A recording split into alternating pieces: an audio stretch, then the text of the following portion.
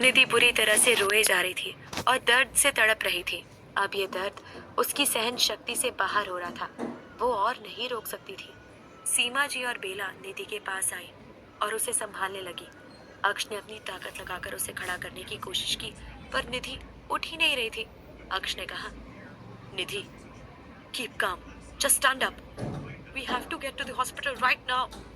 बेला ने कहा, निधि प्लीज हिम्मत कर, एक बार बस। निधि ने चिल्लाया। अक्ष से निधि की दर्द भरी चीख नहीं सुनी जा रही थी और उसने निधि को फिर से उठाने की कोशिश की तो निधि और जोर से चिल्लाई। अक्ष के पसीने पसीने आने लगे। वो घबराया हुआ निधि को देखने लगा।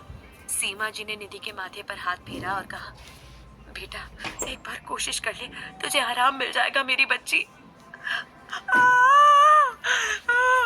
बचाओ मम्मा, मम्मा, मम्मा आ रहा है। निधि की बात सुनकर सब लोग दंग रह गए। अक्ष ने चौंकते हुए सीमा जी के सामने देखा तो वो बोली, मुझे लगता है निधि के गिरने की वजह से बच्चा अपनी जगह से हिल गया है। अक्ष, जितना जल्दी हो सके हॉस्पिटल ले चलो इसे, वरना। अक्ष ने कहा, नहीं, बिल्कुल नहीं, कुछ नहीं होगा इन दोनों को, ये दोनों मेरे हैं, मैं हूं ना इनके साथ। अक्ष ने अपनी पूरी ताकत लगाई और बड़ी मुश्किल से निधि को खड़ा किया। निधि के पैर कांप रहे थे और वो लड़खड़ा रही थी। अक्ष ने उसे गोद में उठा लिया और तेजी से रूम से बाहर निकल गया। उसके पीछे पीछे सीमा जी चली गई। बेला ने निधि की अलमारी से उसका बैग लिया और विराट को कॉल पर सब कुछ बताकर अक्ष के पीछे चली गई। निधि की चीख से पूरा बीस्ट हेवन हिल गया था और सारे गार्ड्स निधि के लिए तैयार थे। अक्ष ने जल्दी से निधि को गाड़ी में बैठा दिया और खुद उसके पास बैठ गया। उनकी गाड़ी तेजी से हॉस्पिटल की तरफ बढ़ने लगी। बाकी लोग दूसरी गाड़ी में आने लगे। कार में निधि अभी भी तड़प रही थी और अपने पैरों को बुरी तरह से पछाड़ रही थी। अक्ष ने उसे अपनी गोद में थामा हुआ था और घबराया हुआ उसे संभाल रहा था। रह रहकर निधि को बहुत दर्द हो रहा था। उसका पूरा चेहरा एकदम लाल हो गया था। अक्ष उसे इस हालत में नहीं देख पा रहा था। अक्ष ने कसकर उसे अपने सीने से लगा लिया। उसकी आंखों में दर्द साफ दिख रहा था, पर वो किसी भी कीमत पर निधि को कुछ नहीं होने दे सकता था। निधि चिल्लाई, अक्ष, अक्ष, मैं मर जाऊंगी। अक्ष ने और कसकर निधि को पकड़ लिया और उसकी आंखों में खून उतर आया था। अक्ष ने उसके माथे को चूमा और उससे चिपक कर बैठा रहा। अक्ष ने कहा, सब ठीक होगा, मैं हूं ना। निधि बस चिल्लाती रही अक्ष का नाम लेकर। अक्ष ने उसे और कसकर पकड़ लिया और उसकी पीठ सहलाने लगा। कुछ देर बाद वो लोग हॉस्पिटल पहुंच गए। उनके आते ही हॉस्पिटल का पूरा स्टाफ तत्पर खड़ा था। अक्ष के आते ही सब लोग बाहर तैयार हो गए। अक्ष ने निधि को गोद में उठा लिया और खुद ही तेजी से हॉस्पिटल में ले गया। निधि की डॉक्टर ने निधि की हालत देखी तो चौंक गई और बोली, जल्दी इन्हें ओटी में ले जाइए। अक्ष निधि को अंदर ले गया और उसे बेड पर लेटा दिया। निधि तड़प रही थी और पैरों को पछाड़ रही थी। अक्ष ने उसके माथे पर हाथ फेरा। डॉक्टर निधि को चेक करने लगी और बोली, मिस्टर राजपूत, वक्त आ गया है। अक्ष एकटक निधि के दर्द से लाल चेहरे को देख रहा था। डॉक्टर ने अपने सभी साथियों को बुलाया और डिलीवरी का काम शुरू करने लगी। अक्ष निधि का हाथ पकड़कर खड़ा उसके चेहरे को जुनून से देख रहा था। कुछ ही देर में निधि के कपड़े बदल दिए गए और अक्ष ने भी हॉस्पिटल के कपड़े पहन लिए। अक्ष उसका हाथ कसकर पकड़कर खड़ा था। दोनों का चेहरा एकदम करीब था। बाहर बेला, विराट, सीमा जी और प्रवीण जी आ गए थे और भगवान से प्रार्थना कर रहे थे। डॉक्टर ने अपना काम शुरू किया और निधि से पुश करने के लिए कहा। निधि ने कोशिश तो की और वो जोर जोर से चिल्लाने लगी। अक्ष की रूह तक हिल गई और वो घबराकर निधि के चेहरे को देखने लगा। काफी कोशिशों के बाद भी डिलीवरी नहीं हो रही थी। डॉक्टर परेशान होने लगी और हैरानी से निधि को देखने लगी।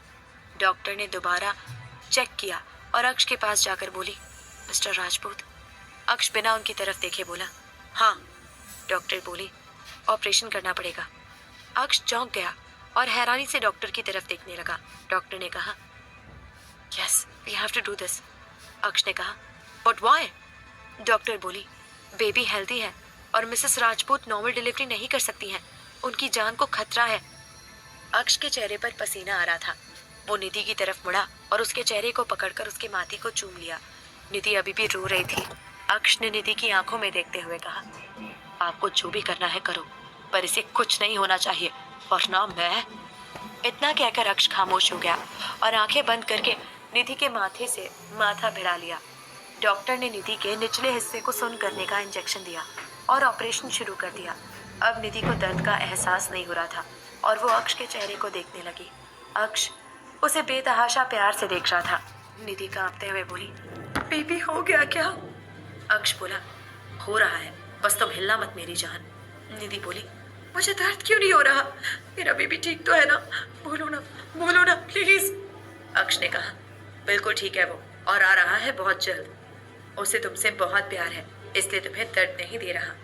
निधि बोली, सच? अक्ष ने कहा, निधि का ऑपरेशन चल रहा था और दोनों पति पत्नी एक दूसरे को देख रहे थे। कुछ देर बाद अक्ष के कानों में एक बच्चे के जोर से रोने की आवाज सुनाई दी। अक्ष और निधि की आंखें अपने आप बंद हो गई और आंखों से पानी की बूंदें निकल गई। बच्चा बुरी तरह से रो रहा था। अक्ष निधि के और पास चला गया और उसके माथे को कसकर चूम लिया था। निधि खुशी से रोने लगी। उसने अपने बच्चे की आवाज जो सुन ली थी। डॉक्टर ने बच्चे को उल्टा पकड़ा हुआ था। उसे देखकर वो मुस्कुराकर बोली, मिस्टर राजपूत, बिल्कुल आपके जैसा है ये नन्हा शैतान। डॉक्टर की बात सुनकर अक्ष की आंखें खुली और उसने हिम्मत करके उसकी तरफ देखा तो देखता ही रह गया। डॉक्टर के हाथों में एक प्यारा सा बच्चा उल्टा झूल रहा था और बुरी तरह से रो रहा था। उसका पूरा चेहरा एकदम लाल हो रखा था। आज वो एकदम खामोश हो गया और अपने बच्चे को गौर से देखने लगा। वो बयान नहीं कर पा रहा था कि इस वक्त वो कैसा महसूस कर रहा था। बच्चा जोर जोर से रोने लगा तो अक्ष को गुस्सा आ गया और वो बोला, इसे सीधा करो, उसे तकलीफ हो रही है। डॉक्टर मुस्कुराने लगी और बीवी को आराम से अपनी गोद में ले लिया और नर्स को दे दिया। डॉक्टर निधि के पास आई और उसके माथे पर हाथ फेर कर बोली, मिसेस राजपूत, मुबारक हो, छोटा अक्ष आया है। निधि खुशी के मारे रोने लगी। हाँ, जिसे दुनिया की सारी खुशियां हासिल हो गई थी, उसे उसका बेटा मिल गया था। अक्ष अभी भी उस नर्स को घूर रहा था जिसके हाथ में उसका बेटा था, जिसे वो नर्स साफ कर रही थी। बच्चे ने नर्स को देखा और अचानक उसके ऊपर सूसू कर दिया। नर्स ने जब बच्चे की तरफ देखा तो वो अपनी बड़ी बड़ी आंखों से उसे घूर रहा था, मानो कह रहा हो कि ये सजा है तुम्हारी अक्ष सिंह राजपूत के बच्चे को छूने की। नर्स ने उसे घूरा और धीरे से बोली, पक्का ये बड़ा होकर बहुत खतरनाक बनने वाला है, माफिया का बेटा जो है। बच्चा नर्स को खामोशी से घूरने लगा। नर्स ने अपना काम कर दिया और उसे एक ब्लू कपड़े में लपेट दिया। अक्ष ने बच्चे की एक एक हरकत नोटिस की और उसके चेहरे पर डेविल स्माइल आ गई। अक्ष समझ गया था कि उसके घर में आने वाले समय का बहुत ही बेदर्द और खतरनाक माफिया जन्मा है। निधि ने अक्ष की तरफ देखा और धीरे से बोली, अक्ष। निधि की आवाज सुनकर अक्ष का ध्यान उसकी तरफ गया। वो तुरंत निधि के पास आया और उसके माथे को चूमने लगा। निधि और अक्ष बहुत खुश थे। डॉक्टर ने कुछ देर के लिए अक्ष को रूम से बाहर भेज दिया।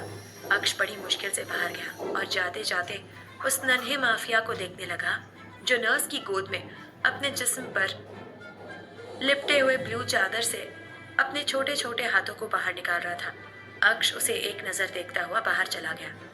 बाहर आते ही सब लोगों ने उसे घेर लिया और निधि के बारे में पूछने लगे।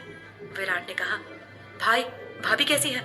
प्रवीण जी बोले, कैसी है मेरी बेटी, प्लीज बताइए। सब लोग उससे पूछने लगे पर अक्ष खामोश खड़ा सामने देख रहा था और जुनून से बोला, मेरा बेटा आ गया है, नेक्स्ट माफिया बॉस। सबके चेहरे पर बड़ी सी मुस्कान आ गई। बेला तो झूम उठी और विराट के गले लग गई। प्रवीण जी और सीमा जी बहुत खुश थे।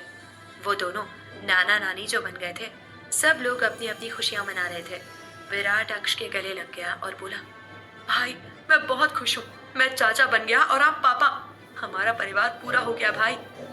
अक्ष ने उसकी पीठ सहला दी और निधि के रूम की तरफ मुड़कर खड़ा हो गया।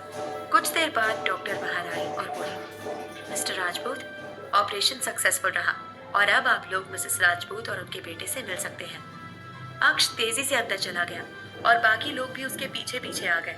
आते ही अक्ष ने निधि को देखा जो पालने में झूल रहे अपने बच्चे को देख रही थी, पर बच्चे की नजर तो खिड़की से बाहर थी।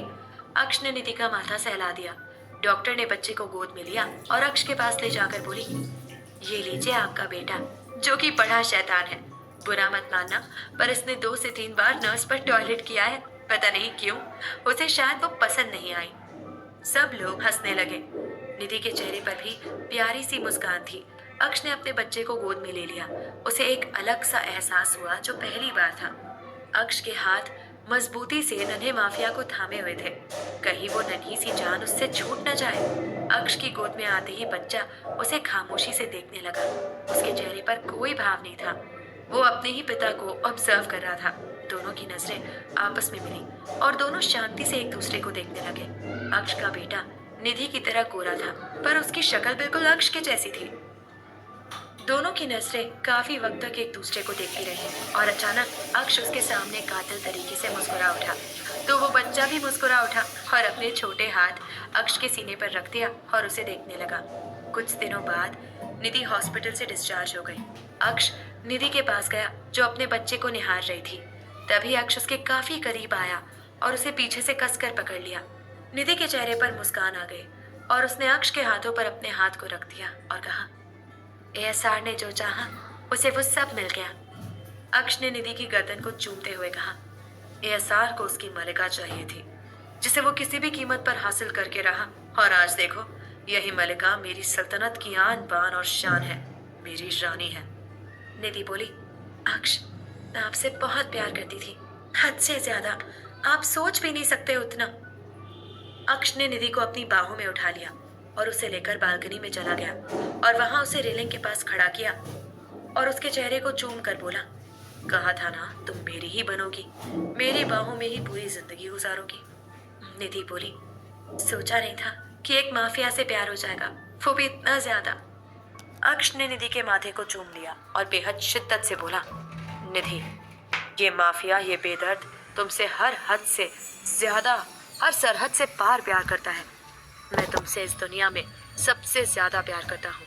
तुम मेरी जिंदगी हो, मेरे जीने की वजह हो। आज वादा करता हूँ कि जिंदगी की आखिरी सांस तक तुम्हें खुद से दूर नहीं जाने दूंगा और तुम्हारी आखिरी सांस भी अक्ष सिंह राजपूत की बाहों में ही होगी। निधि झट से अक्ष के गले से लग गई। अक्ष ने उसे कसकर पकड़ लिया और उसे महसूस करने लगा। चांद की रोशनी उन दोनों पर पड़ रही थी और उनके जुनून से भरे प्यार को और चमका रही थी। अक्ष ने चांद को देखा और अपने मन में बोला, एएसआर जो चाहता है वो हासिल करके रहता है। एएसआर ने अपनी जेब से अपने खंजर को निकाला और उसे निधि की कमर पर रगड़ने लगा। निधि सिहर उठी और उसने कसकर अक्ष को पकड़ लिया। अक्ष के चेहरे पर कातिल मुस्कान आ गई और उसने निधि को खुद के सामने किया और उसके सामने खंजर को रखकर कातिल तरीके से बोला, हमारा वफादार, हमारे इश्क का गवाह। खंजर को देखकर निधि के चेहरे पर भी आकर्षक मुस्कान आ गई। उसने अपने हसीन होठों से उस खंजर को चूम लिया और कहा, एएसआर और उसकी मलिका का वफादार। एएसआर ने अपने खंजर को पकड़ा हुआ था और दूसरे हाथ से निधि को पकड़कर अपने करीब किया और उसके होठों को शिद्दत से चूमने लगा और वो दोनों अपनी प्यार भरी जुनूनी दुनिया में खो गए। प्रतिलिपि एफएम पर in love with mafia boss धारावाहिक को अपना कीमती समय और ढेर सारा प्यार देने के लिए बहुत बहुत शुक्रिया। ऐसी ही और दिलचस्प कहानियां सुनने के लिए जुड़े रहिए प्रतिलिपि एफएम से।